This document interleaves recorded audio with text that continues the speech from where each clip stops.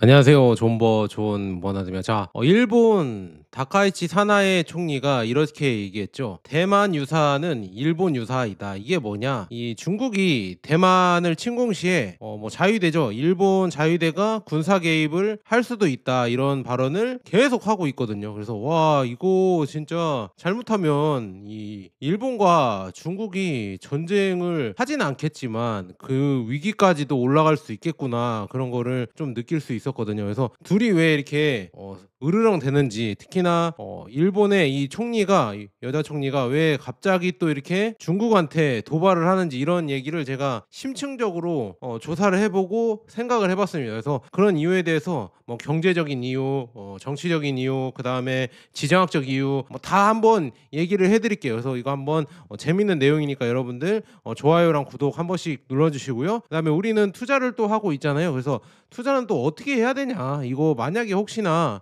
지금 경제적으로는 어떻게 될 것인가, 이것도 여러분들 많이 궁금하시잖아요. 그래서 그것도 한번 얘기를 해보도록 하겠습니다. 그래서 일본이 대체 왜 이러는지, 그래서 지정학적 패권이랑 이런 거 한번 얘기해 드릴게요. 근데 이거는 뭐 의견이 다 다를 수 있으니까요. 이거는 전적으로 제 해석이니까 여러분들 뭐 그냥 재미로 한 번씩 들어주시면 좋을 것 같습니다.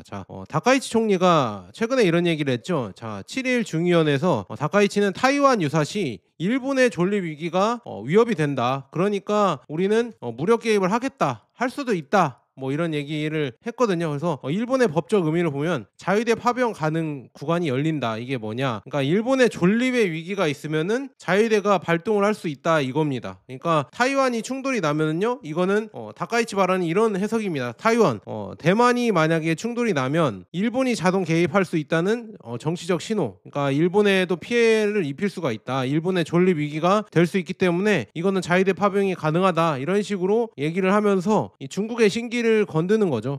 그래서 지금 뭐 중국 입장은 원래 그러잖아요. 양안 문제, 대만과 중국의 문제에 대해서 아무 이런 제3국들은 개입하지 마라, 이렇게 얘기를 계속 하잖아요. 그래서 미국한테도 요즘 계속 그렇게 하고 있고, 에이펙 회담에서도 아마도 이 대만 문제에 대해서는 트럼프가 거론을 안 했었죠. 그래서 그런 거 봤을 때 이게 진짜 민감한 사항인데, 중국 입장에서는, 근데 그거를 이 일본 총리가 건드렸다는 거는 진짜 뭔가 정치적 의도가 있고, 뭔가 이런 크게 뭐라고 해야지, 이슈가 되기 위해서 이렇게 한 거 아닌가, 저는 그렇게 보고 있습니다. 그래서 뭐 일본의 외교관도 뭐 이런 얘기했죠. 최첸 총 영사가 목을 벨 수도 있다. 이거 완전 과격한 발언이잖아요. 외교사가 이렇게 얘기를 하는 건 진짜 과격한 발언이라, 이 SNS에 이런 거 올렸는데 다시 삭제를 하고요. 그 다음에 재게시를 했는데 머리 나쁜 정치인이라고 일본 총리를 이렇게 비판을 했다고 합니다. 그래서 이러한 강경 발언은 왜 나왔을까? 역시나 중국의 외교는 최근에 전략 외교라고 이렇게 하고 있잖아요. 그래서 내부의 정치 불만을 외부로 돌리고, 그다음에 민족주의를 동원을 해서 강화하는 전형적인 행동 패턴. 이게 뭐냐면 외부의 적을 돌려서 내부의 문제를 이렇게 조금 외부의 적으로 돌려버린다. 이게 다 일본 탓이다, 이게 다 뭐 어디 탓이다, 이렇게 하면서 돌려버리면서 이런 문제를 조금 불만을 누그러뜨릴 수가 있죠. 그래서 이런 거는 뭐 원래부터 여러 나라들, 뭐 중국이라고 할 게 없고 여러 나라들이 다 했던 전략인데요. 그런 민족주의 이런 전략을 중국도 가져가고 있기 때문에 이런 일본의 이런 발언에 대해서 진짜 엄청나게 민감하게 이렇게 작용을 하고 있다, 이렇게 볼 수가 있으면서, 제가 봤을 때도 이거는 뭐 중국이 예전부터 이렇게 얘기를 했는데 일본이 이렇게 얘기하는 거는 결국에는 어떻게든 한번 싸워보자, 아니면은 조금 트러블을 내보자, 뭐 이런 의도가 있었다고 저는 보고 있거든요. 굳이 얘기를 안 해도. 근데 지금 보면, 그래서 이제 중국 입장은 이렇게 얘기했습니다. 오늘 인민해방군 신문을 발췌했는데요. 일본이 대만에 개입하면 일본 전역이 전쟁터로 변하게 될 것이다. 야, 진짜 과격하게 얘기하네요. 그래서 또 이제 일본의 이런 발언 때문에 이런 뭐라고 해야죠? 중국의 매체에서는 이건 잘못된 것이다, 이렇게 지금 얘기를 하는 거는 중일 관계, 뭐 일중 관계, 뭐 이거에 대해서 정치적 기반을 노골적으로 훼손시키는 것이다. 그래서 이렇게 하면 안 된다, 이런 식으로 계속 비판 여론이 나오고 있다, 이렇게 볼 수가 있습니다. 중국 외교부 공식 대응과 그 다음에 일본의 회피 전략을 한번 보자면, 중국에서는 뭐 이 다카이치 발언이 내정 간섭이다, 이 양안 관계에 대해서 이거를 발언하는 거는 이건 내정 간섭이라고 이렇게 얘기를 했고요. 근데 일본은 뭐 이거를 정치적으로 이용을 하려고 하는 것 같습니다. 그래서 대화로 평화적으로 해결하길 희망한다, 이렇게 얘기를 하면서 결국엔 내부적으로는 이렇게 우리가 중국과도 대등하게 이렇게 할 수 있다 뭐 이렇게 얘기를 하는 것 같은데요. 그래서 이런 거 봤을 때 야 진짜 일본이 왜 이럴까? 지금 굳이 이렇게 할 필요도 없는데 왜 갑자기 이렇게 할까? 이런 걸 좀 많이 생각해 봤는데 일본 입장에서도 뭔가 지금 내부적인 이런 요인들 경제적 문제나 아니면 정치적 문제 뭐 이런 여러 가지가 있잖아요. 그리고 앞으로 이제 미래에 관해서 이런 문제를 봤을 때 지금이 오히려 만약에 중국과 전쟁을 하든 아니면 어떤 전쟁을 벌였을 때 지금이 가장 좋은 타이밍인지 아닌지 그걸 재는 거 아닌가. 원래 일본의 입장에서는 예전부터 그냥 저는 개인적인 생각입니다. 옛날에부터 일본이 아니었을 때라고 해야 되나 예전 우리 조선시대나 이럴 때부터 내부의 문제 이 섬나라이기 때문에 내부의 문제를 외부로 돌리면서 전쟁으로 그거를 많이 해소를 했었죠. 그래서 그런 걸 봤을 때 지금도 그런 영향 때문에 이렇게 하는 거 아닌가 저는 그렇게도 한번 해석을 해봅니다.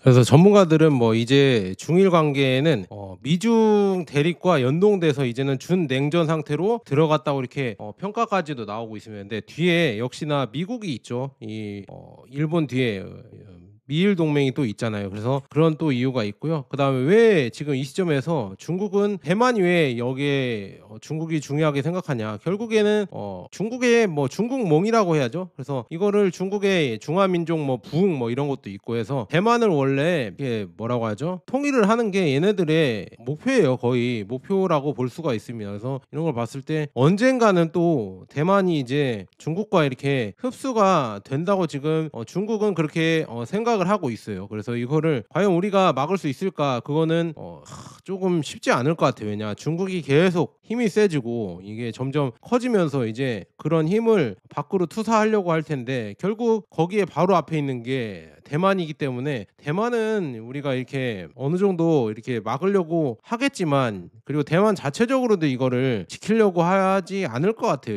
원래 뭐 중국과 이렇게 같이 뭐 본성인 뭐 외성인 뭐 이렇게 한다고 했었나? 그래서 중국이랑 경제 교류도 많고 그다음에 같은 언어를 쓰고 뭐 그렇기 때문에 아마 이 둘을 뭐 잘라놓고 막 싸우게 시키거나 그렇게 하기는 쉽지 않다. 그리고 중국은 계속 이 지금 무력을 투사하려고 하고 있잖아요. 지금 중국 국방부 장관도 미국 동맹국에 직접적으로 경고를 또 하고 있죠. 그래서 중국의 대만에 대한 주권을 도전한다면, 그러니까 일본 예전에 얘기했습니다. 이거 총리가 얘기하기 전부터 8월 2일이죠. 이때부터 이렇게 일본과 한국에 있는 미군 기지까지 합법적인 표적으로 간주될 수 있다. 여기 쭉 있죠. 한국이나 미국이나 이런 US 밀리터리 베이스 있잖아요. 여기에 공격을 할 수도 있다. 이렇게 얘기가 나오고 있어요. 그래서 한국도 지금 여기에 대해서 진짜 조금 대비를 해야겠죠. 만약에 중국이 대만 침공을 한다고 하면 한국도 이제 스탠스를 어떻게 정해야 될지 그거는 진짜 머리가 많이 아플 것 같다 이렇게 말씀드립니다.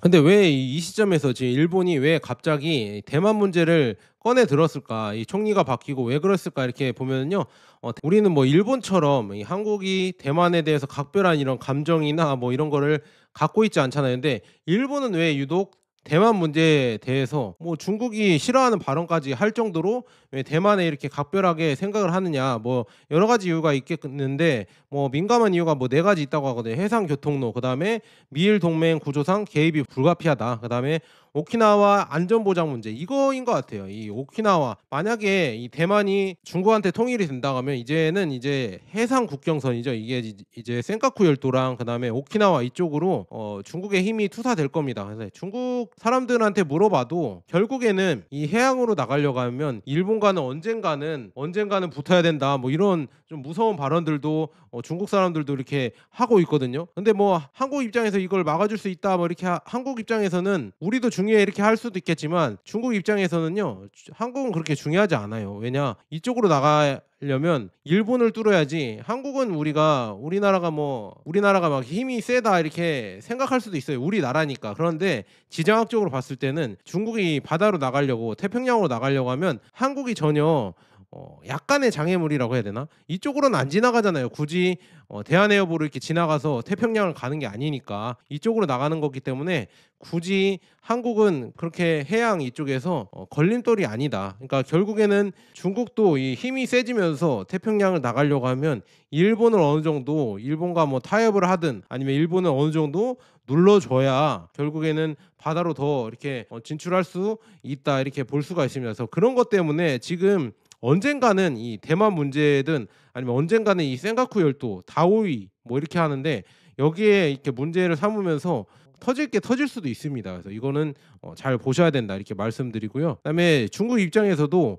예전에 우리가 일본한테도 많이 당했었잖아요. 예전에 우리 뭐 일본의 식민지도 당하고 그러면서 일본한테 많이 당한 게 있는데 중국도 똑같아요. 예전에 전쟁, 중일 전쟁도 했었고 그다음에 일본한테 당한 게 많습니다. 그래서 그런 것 때문에 일본에 대한 감정이 역사적으로 봤을 때도 그렇게 좋진 않아요. 그래서 서로 이렇게 안 좋은 감정들도 있고 그다음에 오키나와 이쪽 안전 보장 문제. 그러니까 이게 지정학적으로 봤을 때 가운데 이런 버퍼존이라고 하죠. 대만이 어떻게 보면 일본의 버퍼존이 될 수가 있는데 이게 만약에 뚫린다고 하면 여기도 중국이 돼 버린다고 하면 결국에는 이 힘과 힘 이제 국경을 맞닿게 되면 문제가 터질 수밖에 없다 이렇게 볼 수 있습니다. 그래서 이런 오키나와 안전 문제, 그다음에 자민당 이 보수 우파 결집 문제 이것도 뭐 똑같은 거죠. 이 정치적으로 이용하기 위해서 그래서 이런 지금 대만 문제를 거론하면서 중국과도 전쟁을 할 수 있다 뭐 이런 얘기를 끌어오는 겁니다. 다 이 다카이치 총리의 정치적인 이런 여러 가지 이득도 생각을 하면서 이런 얘기를 하는 거고요. 자 여기 보시면 센가쿠 열도 있잖아요. 이게 일본이랑 예를 들어서 우리나라랑 독도 관련해서 일본이 자꾸 독도는 자기 땅이라고 이렇게 딴지를 걸잖아요. 그런 것처럼 중국은 여기 센카쿠 열도 다오이다오 뭐 이렇게 중국명으로는 그렇게 된다고 하거든요. 그거에 대해서 약간 시비를 예전부터 걸어왔어요. 이거 땅이 중국 거다 아니다 일본은 일본의 섬이다 이렇게 하면서 서로 시비를 걸면서 언젠가는 또 이게 분쟁이 터질 수도 있었거든요. 근데 서로 이제 좋게 이렇게 넘어가는 지금 상황인데 이제는 앞으로 이제 대만 문제에 대해서 이렇게 거론을 하면 혹시나 이제 진짜 전쟁이 날 수도 있거든요. 그리고 중국을 이렇게 포위하고 있는 게 일본입니다. 이 해상으로는 포위하고 있는 게 일본이기 때문에 이걸 뚫으려고 아마 중국이 또 이런 여러 가지 시도를 할 수도 있지 않을까 저는 그렇게 보고 있습니다. 그래서 지금 뭐 일본이 왜 대만을 신경 쓰냐 여러 가지가 있겠지만 뭐 이런 이유도 있습니다. 대만과 일본의 관계가 저는 또 이게 신기한 게 뭐냐면 대만도요 일본의 식민지를 받았거든요. 근데 우리나라는 일본의 식민지를 받은 걸 엄청 싫어하잖아요. 근데 대만은 일본 식민지 받은 거를 오히려 좋아합니다. 저는 이것도 좀 신기한데 그게 왜 그러냐 옛날에 청나라 때 낙후되어 있어서 지금 일본 통치 일본이 식민지를 하면서 근대화됐기 때문에 이것 때문에 뭐 대만이 좋아하는 것도 있고요. 그래서 일본이 뭐 여러 가지 효율적 규칙적으로 대만을 바꿔줬다. 이렇게 얘기가 나오고 있고 일본에 대한 그래서 호감도가 높아요. 그리고 더 중요한 건 여기 있습니다. 우리나라도 뭐 일본에 잔재가 있다, 일제 잔재가 있다 이렇게 얘기가 나오고 있잖아요. 근데 대만에도 역시나 정치적으로든 경제적으로든 일본의 이런 잔재라고 해야 되나? 일본의 그런 힘이 아직도 있어요. 일본의 경제적, 정치적 이런 영향력이 아직도 대만에도 있습니다. 물론 중국의 영향력도 있겠지만 거기에 이제 일본의 영향력도 예전부터 식민지를 했기 때문에 그런 영향력이 있기 때문에 그러니까 서로 이렇게 뭔가 일본 입장에서도 대만을 만약에 중국에 넘어간다고 하면 아까워하는 경향이 다 이런 이유가 있다 이렇게 볼 수가 있습니다. 대만을 뺏기면은 일본의 경제적 이득도 뺏길 수가 있기 때문에 그런 것 때문에 대만에 대해서 또 이런 강경한 발언이 나오는 거거든요. 그리고 또 한 가지 저는 이거는 표면적으로는 나오진 않았지만 제가 그냥 개인적으로 뇌피셜을 돌려서 해석을 하는 건데요. 지금 에이펙 회담이나 아니면은 미중 회담 때 아마도 제가 봤을 때는 이 대만 문제에 대해서 비공식적으로는 어느 정도 이 트럼프 입장에서 중국이 대만을 뭐 가져가는 거 이거에 대해서 어느 정도 승인을 했을 수도 있겠구나 저는 그렇게 볼 수가 있습니다. 왜냐 승인을 해줬기 때문에 일본이 지금 갑자기 깜짝 놀란 거예요. 왜냐 지금 미국 입장에서는 대만을 뭐 중국이 가져가든 말든 니들 알아서 해 이렇게 하면서 미국도 그런 거예요. 미국도 자기 나라 지키기가 어렵고 그다음에 일본 정도만 이렇게 자기가 이렇게 해놓고 그다음에 자기는 이제 베네수엘라나 이쪽 있잖아요. 이쪽 지역을 뭐라고 해야죠? 단돌이 하겠다. 이게 신얄타 뭐 회담 뭐 이런 얘기가 나오고 있거든요. 그래서 러시아는 뭐 우크라이나 그다음에 중국은 대만 그다음에 미국은 뭐 베네수엘라 이렇게 해서 서로 협의를 해서 자기 그냥 지역 나와버리는 건들지 말자 서로 그렇게 하자 신얄타 회담 뭐 이런 얘기까지도 또 나오고 있고 그다음에 중국의 이런 힘이 계속 커지면서 결국에는 미국 입장에서도 요즘 뭐 주한미군도 줄인다 뭐 이렇게 하면서 점점 제2도련성까지 빼고 있어요. 이게 지금 괌까지도 뭐 이렇게 지금 미국의 이런 군함이나 이런 전력을 서서히 빼고 있습니다. 이거는 서서히 패권 구도가 바뀌면서 변화되는 이런 흐름이거든요. 근데 이거를 뭐 중국이 너무 커지는 거 아니냐, 중국이 나쁜 거 아니냐 그렇게 해석하면 제가 할 말은 없습니다. 그냥 이런 현상이 이렇게 벌어지고 있다는 얘기고요. 누가 옳고 그러냐는 그거는 뭐 개인적인 이런 생각을 해봐야겠죠. 근데 이런 지금 힘의 흐름이 바뀌고 있다. 그런데 그 가운데서 중요한 거는 일본의 이런 지금 뭐라고 해야죠? 경제적 이권과 그다음에 정치적 이권, 이 대만에 있는 게 여러 가지 있거든요. 그런데 그거에 관해서는 미국과 중국이 협의를 안 했었다. 예, 중국이 또 일본이랑도 협의를 안 했었기 때문에 이런 총리의 발언은 그것 때문에 나온 거 아닌가. 그래서 대만에 대해서 우리도 어느 정도 지분을 갖고 있어. 미국만 이렇게 생각하면 안 돼. 그래서 중국한테 그런 약간 강한 발언을 해서 그런 거를 좀 협상을 하려고 하는 거 아닌가. 결국에는 이 대만은 제가 봤을 때는 암울한 생각일 수도 있겠지만 중국이 가져갈 수밖에 없을 것 같습니다. 우리가 아무리 뭐 대만을 지켜주려고 해도 결국에는 중국에 넘어갈 수밖에 없거든요. 너무 힘이 세지니까 나올 수밖에 없고요. 결국에는 우리는 어떻게 우리 이 중국의 힘이 나오면서 어떻게 우리 땅을 지켜볼까, 그거를 생각해야지 대만까지는 우리가 지켜주기는 쉽지 않다. 저는 그렇게 보고 있습니다. 그래서 우리가 알던 이 미국의 힘이 점점 이렇게 줄어들면서 이쪽 아시아 지역 세력도 점점 줄어들 거예요. 그 다음에 미국 입장에서는요, 또 중국과 일본이 전쟁이 나는 게 어떻게 보면 미국 입장에서는 좋을 수도 있습니다. 왜냐? 제조업 강국들이 전쟁이 나서 제조업 이런 캐파가 줄어들고 제조업 공장들이 박살이 나면 결국에는 뭐 대만도 거기에 사이에 껴있다고 하면 TSMC나 뭐 여러 가지 제조업 공장들이 미국으로 올 수가 있잖아요. 그래서 미국의 제조업 다시 리쇼어링이라고 했잖아요. 제조업을 부흥시키려고 하면요, 뭔가 지금 이대로 가면은요 못합니다. 왜냐? 인건비가 비싸고 뭐 여러 가지 인프라도 없고 인력도 없기 때문에. 그리고 선뜻 다른 나라들이, 우리나라도 그렇고요, 일본도 그렇고 뭐 대만도 그렇고 선뜻 투자하려고 안 하겠지만 이런 위험성이 커지면, 그냥 전쟁이 굳이 안 나더라도 국지전이나 아니면은 전쟁 위험이 이렇게 커지면 커질수록 미국으로 옮기려고 하는 이런 회사들이 많아지겠죠. 우리나라 대기업도 그렇고요, 일본의 대기업도 그렇고 대만의 대기업들도 있겠죠. 그래서 그렇게 커지면은 미국이 이득이기 때문에 여기 지금 아시아, 동아시아 이 사이에서 분쟁이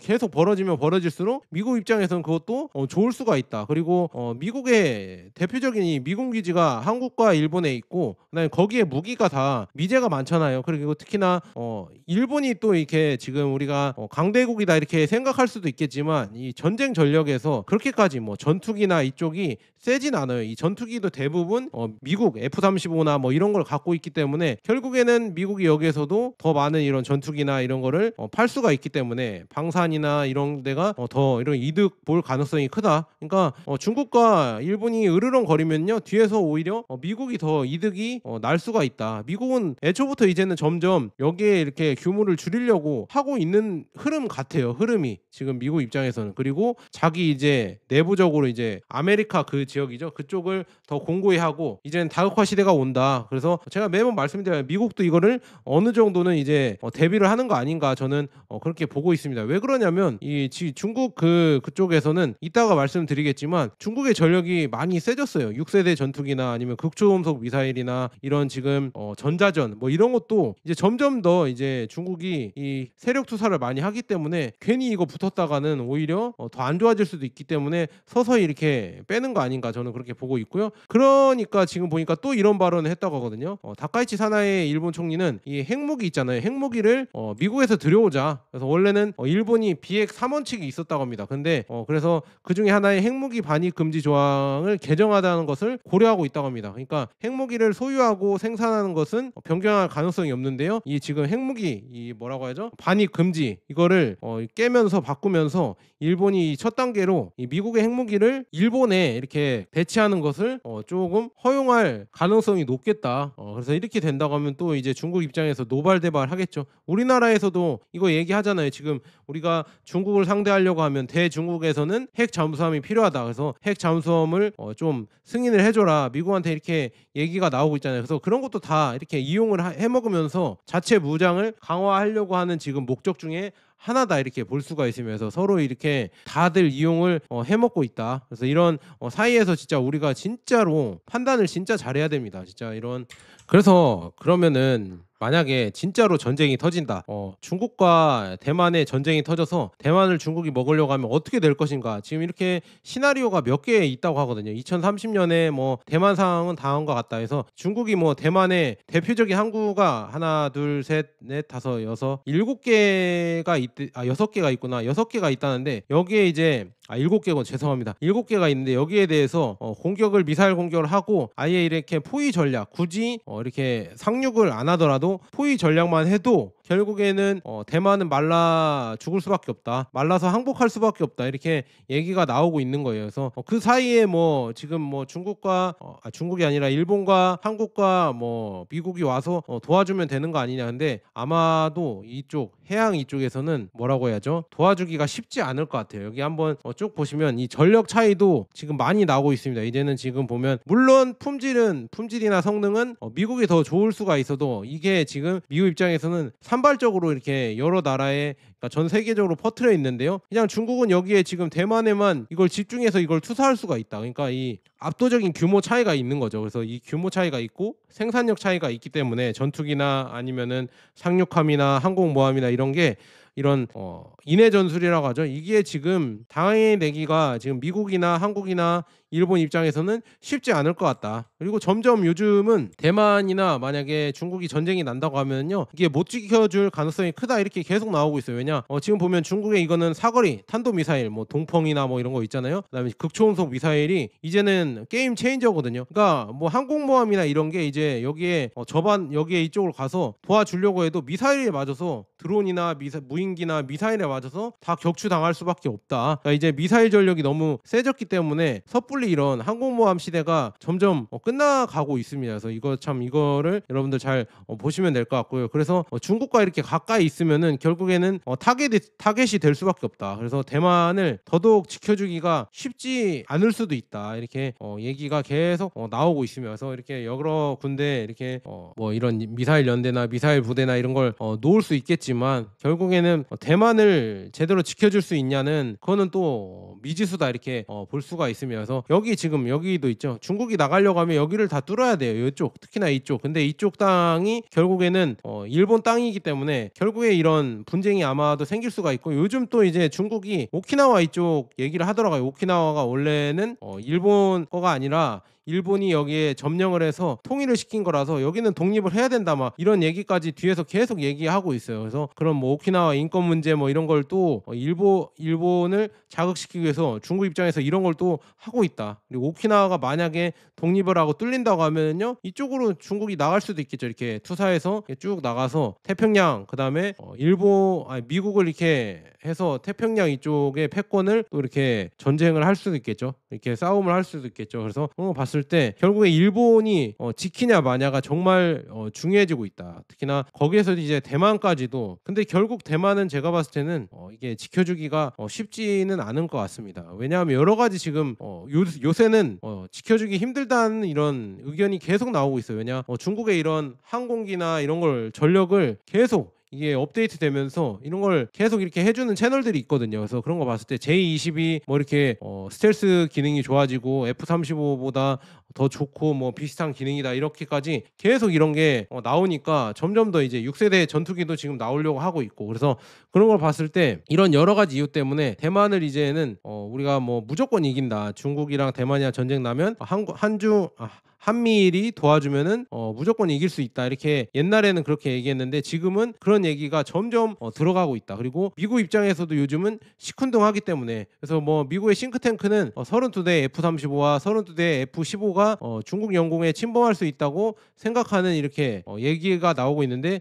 아마도 그렇게 들어가다가는 다 격추당할 수밖에 없다. 이런 또 시뮬레이션 결과가 나오고 있습니다. 그래서 그런 거 봤을 때 미국 입장에서도 이거를 만약에 대만 유사가 벌어진다고 하면 대만 전쟁이 벌어진다고 하면요 과연 지켜줄 것인가 이거는 진짜 한번 지켜봐야 될 것 같다. 그런데 중국 입장에서도 굳이 그런 리스크를 안고 대만을 굳이 먹을 필요는 없거든요. 왜냐 대만이 뭐 중국이 이렇게 진출한다고 해서 옆에서 딴지를 걸거나 그런 나라가 아니기 때문에 굳이 뭐 그렇게 할 필요 없는데 그거를 이제 주변에서 이제 이용을 해먹으려고 하는 거죠. 정치 세력들이든 뭐 친일 세력들이 뭐 대만에서도 여러 가지 정치 활동을 하면서 그런 걸 자극시키는 거겠죠. 그래서 그런 여러 가지 이유 때문에 때문에 중국 입장에서도 조금 신경 쓰이는 거는 사실이다 이렇게 말씀드립니다. 그다음에 만약에 전쟁이 난다고 하면요 역시나 보급이 중요하잖아요. 근데 러시아는 중국이 대만 침공 가능성에 대비하도록 돕겠다 뭐 이렇게 얘기까지 문서가 뭐 유출됐다 이런 얘기까지 나오거든요. 근데 어떤 유튜버 분께서는 만약에 대만 전쟁이 일어나면 러시아가 중국을 안 도와줄 것이기 때문에 중국이 말라 죽을 수밖에 없다 이렇게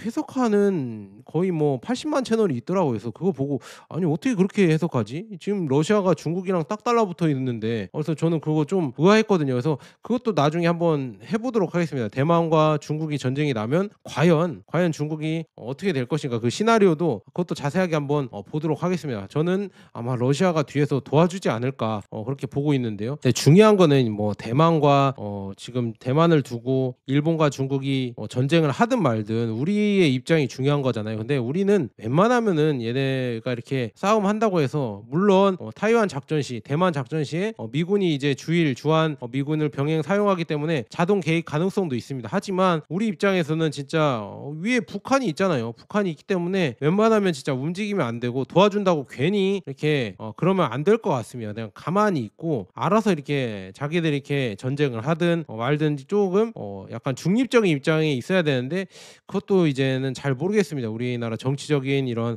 상황이나 아니면 국민 여론이 있기 때문에 막 도와주자고 하면 도와줄 수도 있겠죠. 근데 굳이 우리가 대만을 도와줘서 얻을 게 뭐가 있을까?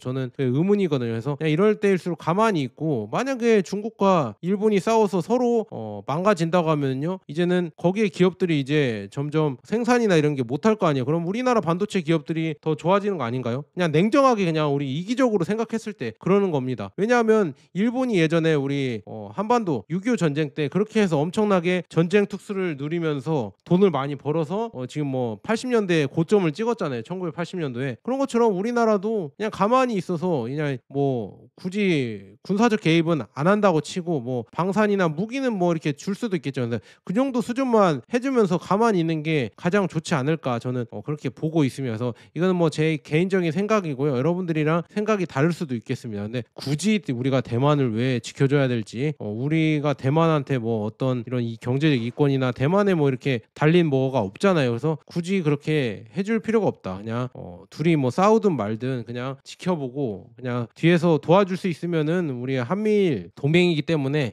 뒤에서 도와주지 굳이 뭐 우리가 전면에 나서서 싸운다고 하는 거는 나쁜 생각인 것 같다. 좋은 생각은 아닌 것 같다. 이렇게 말씀드리면서 둘이 뭐 싸운다고 하면 뭐 일본과 중국이 지금 대만을 두고 싸운다고 하면 뒤에서 그냥 뭐 지켜보는 수밖에 없겠죠. 그래서 이것도 잘 보시면 좋을 것 같고요. 그래서 중국이 지금 계속 이렇게 점점 이제 세력이 커지면서 이런 힘을 투사할 수밖에 없습니다. 그리고 점점 중국은 이제는 미국의 이런 미국채를 팔면서 금을 많이 모으고 있잖아요. 그래서 이제 점점 더 이제 다국화 시대가 다가오면서 중국의 위협이 커질 수밖에 없습니다. 왜냐? 미국이 이제는 스위프트 제재를 하기가 어려워요. 이제 미국 국채를 계속 줄이고 있고 여기 줄이고 있죠. 영국보다 이제 더 적게 갖고 있는 미국 채권 보유국이거든요. 그래서 금을 더 많이 모으면서 중국 입장에서는 점점 더 이제 탈달러화가 되면서 자기가 이제 자체적으로 이제 도발 가능성이 더 커지고 있습니다. 그래서 우리나라도 그런 거를 대비를 많이 해야 된다. 그리고 전 세계적으로도 이제는 금 사재기가 커지고 있잖아요. 그래서 이제 진짜 다국화 시대가 열리면서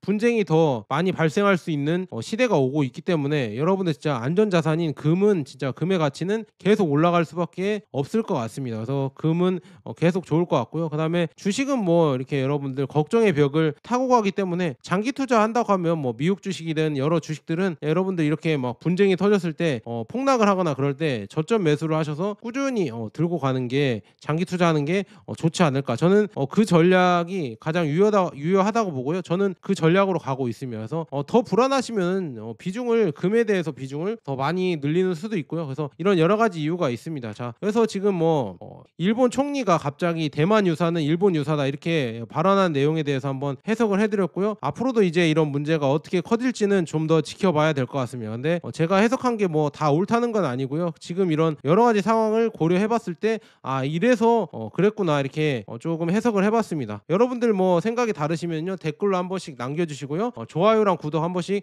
부탁드립니다. 여러분들 긴 영상 시청해주셔서 정말 감사하고요. 그 다음에 쿠팡 링크 여러분들 혹시 해주실 수 있으면 쿠팡 링크 클릭해주셔서 아무거나 사주시면 좋을 것 같습니다. 뭐 금 사주시면 더 좋고요. 자, 여기까지 좋은 버나드였습니다. 감사합니다.